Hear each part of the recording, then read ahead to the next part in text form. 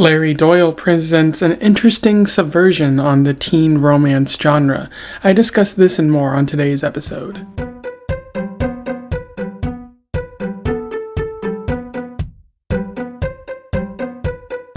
Welcome back to Around the Weird, a booktube channel where I talk about all the unusual and out of the ordinary literature that I've found in my travels. Today, I want to talk about a book that I read, one that is about high school graduation and romance.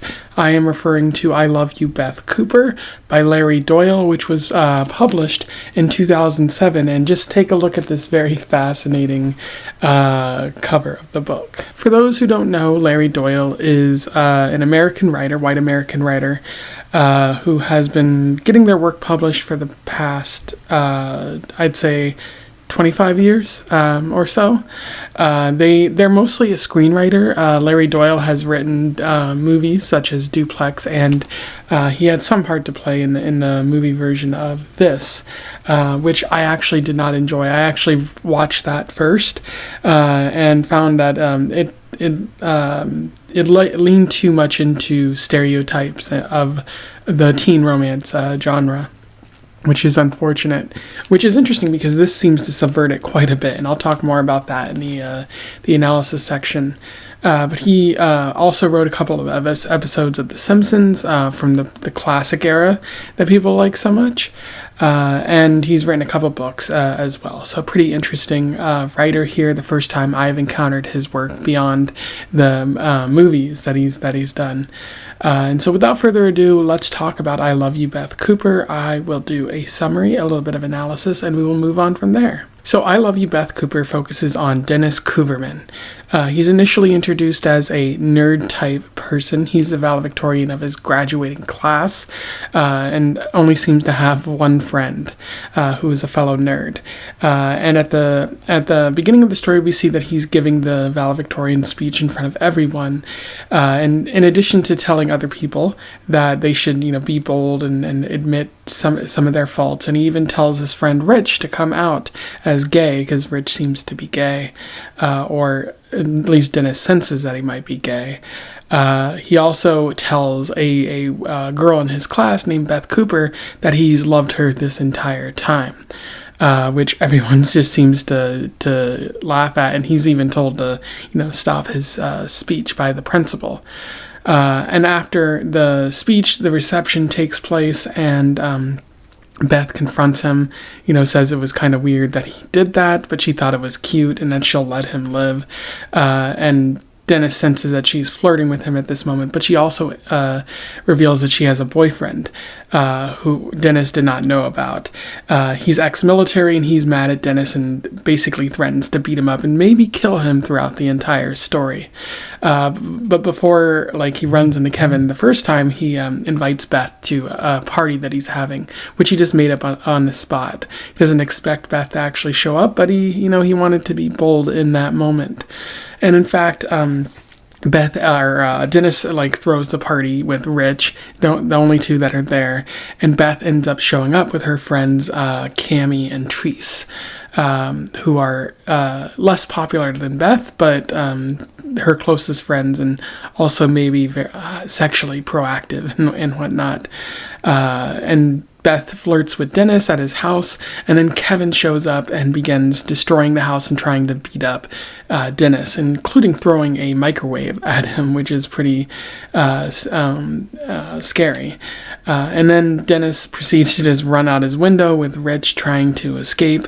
They end up making their way to a park, and Kevin follows and tries to strangle both of them there. Beth shows up in her car and urges Dennis and Rich to get in. And then they drive through the city. Dennis realizes that Beth is an awful driver, and one of the many things that he's coming to realize about her throughout this graduation night. They end up stopping at a convenience store for some beer, and in lieu of not being able to buy it with her fake ID, she offers to touch the cashier's penis, which he agrees to. And they're able to get the beer, but this upsets Dennis because, again, he had a vision of Beth in his mind, and she is not living up to it. Meanwhile, at that convenience store, Rich runs into a Spanish teacher, and the Spanish teacher seems to ask him out in Spanish, and the Spanish teacher is also a guy.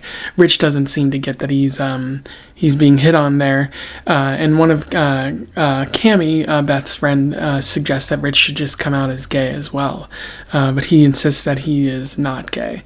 They then make their way to one of the high school parties that are taking place on this graduation night. Valley Woolley, who is a popular or rich girl in Denis's class, and she's throwing this party just to rub it in everyone's face and suggest that she's better than everyone else. Beth and Denis separate at this point, and Denis is a bit unhappy that Beth is hanging out with other guys. And eventually, Denis is just like, we should just get out of here, Rich. I've kind of learned my lesson for tonight.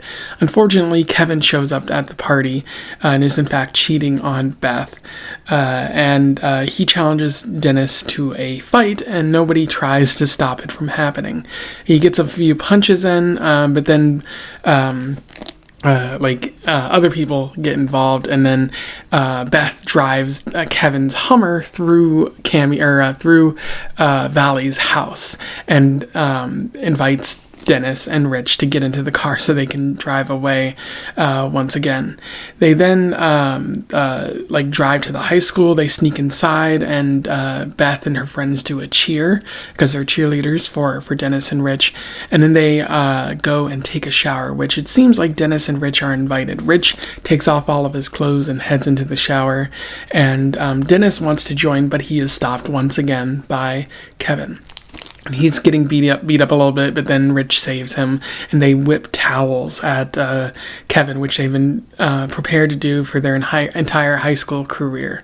At this point, they once again hop into Beth's car, manage to sneak by some police, and head to Teresa's cabin, where her family has a pretty nice cabin. At this point, while Rich is inside having a threesome, or a sort of threesome, with Cammy and Therese, Beth and Denis are talking outside about Beth's future plans, where it kind of highlights, like, Denis has all of these sort of goals of being a doctor and whatnot, but Beth doesn't really seem to have a future beyond what happened in high school for her. And her life seems to be in a very negative place. And she doesn't really like Denis, but at this point she decides to have sex with him before she becomes turned off by the fact that his face is bloody and beaten up and all of that.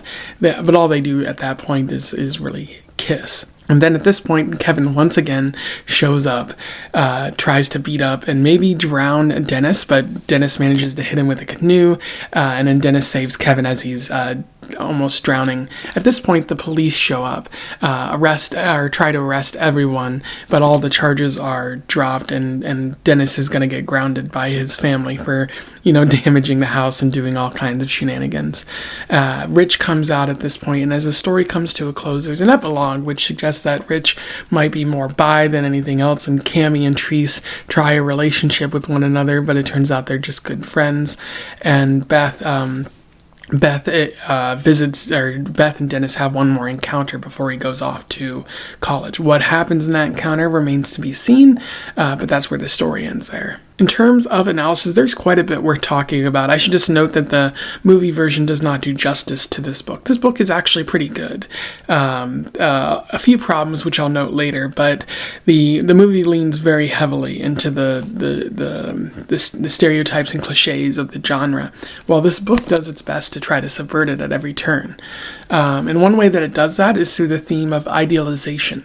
Denis puts Beth on a pedestal. To him, she is the woman. She is the woman, the end-all to be-all. She can do no wrong.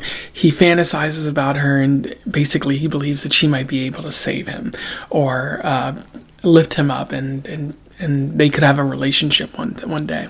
I think we all have issues with idealizing the opposite sex from time to time and suggesting that this certain individual might be the one that does us a lot of good. I've idealized women in my past, and it doesn't end well. When women realize that you're doing that, or when men realize that you're doing that, if you're a woman out there, I'm sure hurt feelings result from that sort of thing, unless someone likes being idealized. But eventually someone's not going to live up to the image that you've generated for them, which is what Denis finds out in this story. But before then, we see like Denis sort of fantasizing, like, again, putting Beth on a pedestal, saying that she is godlike in essence. You see this in the young man's prayer. Allow me to read you an interesting quote from this. "I believe that Beth Cooper is the one and only savior of my wretched adolescence, and it is through her that I may achieve salvation." And that is the last verse of the overall young man's prayer, which is very creepy. It puts Beth on a pedestal, but more so than that, it sort of turns her into this mythical being, like a cult-like being of only her, through her can you ever achieve happiness, which is not a good way to think about somebody, because you're no longer considering them as a human being. You're considering them more of an object or an achievement of some kind. And Graduation Night essentially reveals the whole Beth, the whole aspect of Beth, and not simply the version in Denis's eyes. She's a bad driver, a very dangerous, drives while drunk, which is not good. She's overly flirty with other people, especially when she's in a relationship.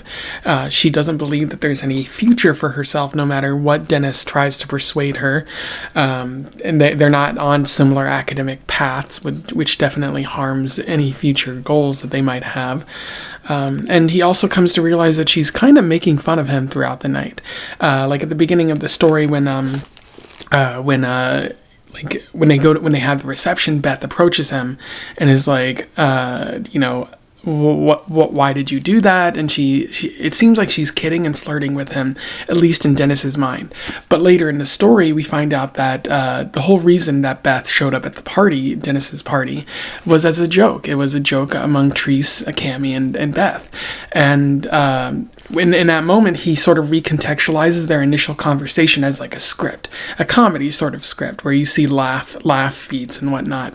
And it sort of it makes Denis realize that he's been looking into this in the wrong way. He's not really on Beth's level. He's more of a joke to her, or at least not seen as a romantic partner in her eyes.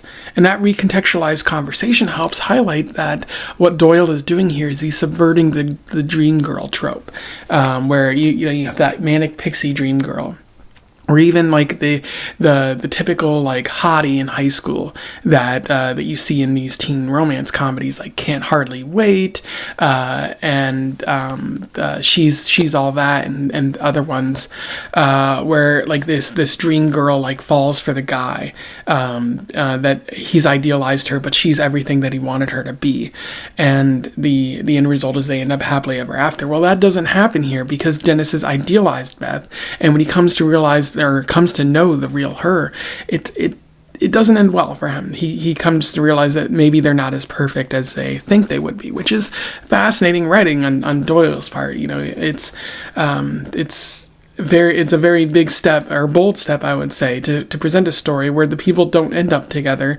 and it seems like they're more miserable off than they would be otherwise. Doyle also utilizes cynical humor here to tell much of the story. He utilizes cynicism to make fun of the chaotic world in Beth and Denis's life. You see this with the use of the military, Doyle going pretty hard on suggesting that Kevin is a trained killing machine and unrepentant in the military, or the CIA kind of made him that way.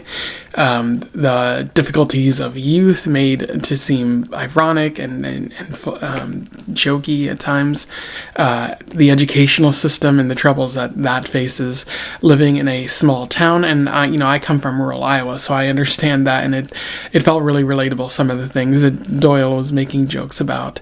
And ultimately, Doyle is just trying to suggest that none of this really matters. A lot of people put a lot of emphasis on high school and that time of your life. But I think Doyle would argue that, it doesn't matter as much as people think, and what matters most is, college and what comes after college, the life that you're trying to live at that point. Because if you place all the emphasis of your life on those high school years, you're going to miss out on a lot of other things that have happened. You should definitely enjoy high school, as Denis does in this story, especially the last night of it. But like, it shouldn't be everything for you, and you shouldn't take life too seriously as a result as well. Music is also a big part of this story. Doyle includes like various quotes and snippets from songs about youth throughout this story, like various verses, Pink Floyd's The Wall, songs by Christina Aguilera, songs by Vitamin C, other bands as well. And this music helps to highlight feelings of isolation, whether Beth in particular, feeling isolated in this town and feeling like she's never going to be able to get out of it. Feelings of love on Denis's part, even though it's unrequited. And then feelings of disappointment when Denis comes to realize the truth about Beth. The songs about love kind of more stinging him at that point than filling him with joy and enthusiasm. And it's a big part of the story is amplification. Like it could be seen as like the songs are just there to provide like filler or like background noise for this book, but I think it actually helps amplify the emotions that the characters are going through. And given that music is a big part of youth, like teenagers love listening to music and whatnot, they are the target audience for much of the music industry. It makes sense that you would tie those two things together, teenagers and music, and understanding, or like not understanding, but just like reflecting on your high school experience and maybe what might come after. But the last thing I want to talk about is sexism and misogyny. So the teen romance genre is filled with that. It's often filled with like teen boys being overly horny and not really treating women as women, viewing them more as sex objects, raunchy comedies and whatnot. You could list dozens and dozens of them, like Revenge of the Nerds or Van Wilder, many more, even though some of those take place in college. But it's interesting because Doyle relies on this misogyny to make points about young love.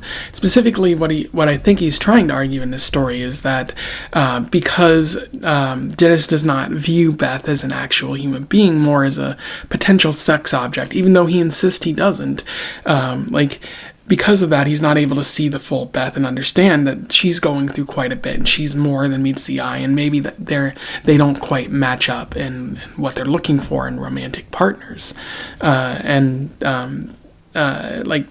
I think Doyle is doing a good job of utilizing that misogyny, but at the same time, he kind of leans into it in a way that like just fulfills it. Like he plays into the tropes of the teen romance genre. Like Cammy and Treese are depicted as whores. Beth is kind of depicted as a whore, like a sex addicted young woman in this story.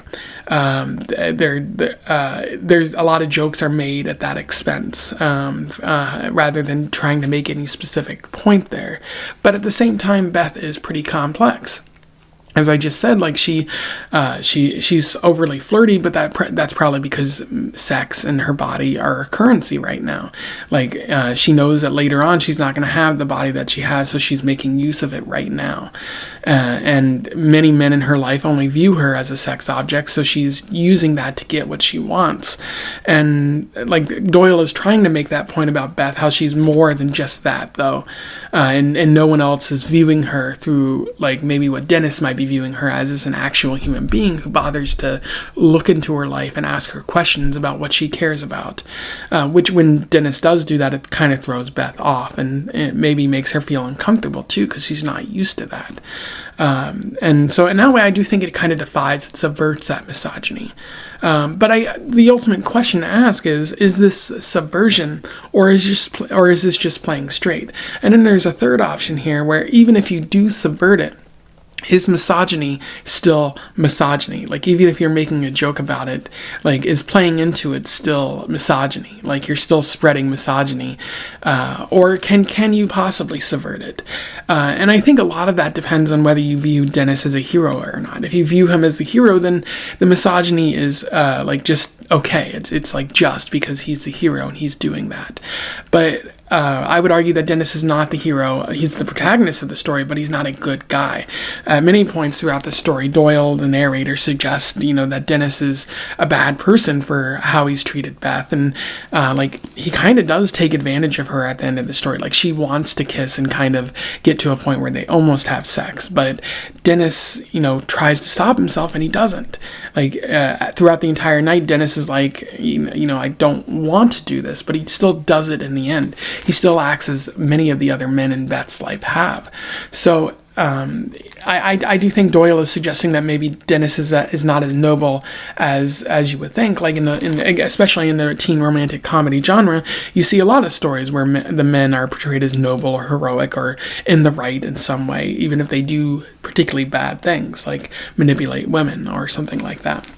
But Denis is not portrayed as that here. He's seen as flawed, much like Beth is seen as flawed. So I don't think it's straight misogyny, and there's a lot of questions about that in the story, and I do think it ultimately matters about the story, because if you're saying that Beth is more than meets the eye, but you're still playing into that misogyny, and even as a joke, there's questions about whether your message is fully in the right. There's questions about, or your artistic intent is called into question, I think.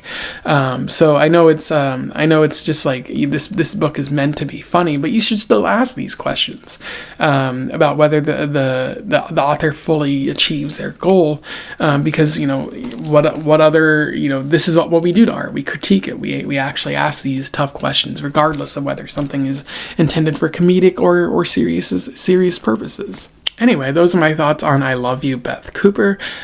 Pretty solid book. I thoroughly enjoyed it. I enjoyed it more than I thought I was going to. I thought it would be just like the movie, but, some things are lost in adaptation. So this book manages to be pretty high quality. And I think the critics of the movie pointed that out. This book has a lot to it that the movie just doesn't manage to capture. And it's often difficult to capture a book that is largely cynical humor, because you might, again, unless you have a narration, which the movie doesn't, you're not going to be able to capture it. So I definitely recommend that you seek this out. I checked this out from my local library, which is great. Be sure to patronize your local libraries. It's very important in a time when conservatives wish to silence writers and control what we can and can't read. And they're not trying to control this, but it's still important to, fight against that kind of thing. And, who knows, your library might have fascinating books such as this. So if you have anything to say about my review here, let me know in the comments below. I would love to hear from you. What did you think of this book if you read it? What did you think of the movie if you have seen it? Otherwise, don't forget to like, share, and subscribe so that more people can find out about this book or this author if they don't already know. And until then, I wish you the best of luck in your weird and high school love-related travels. Farewell.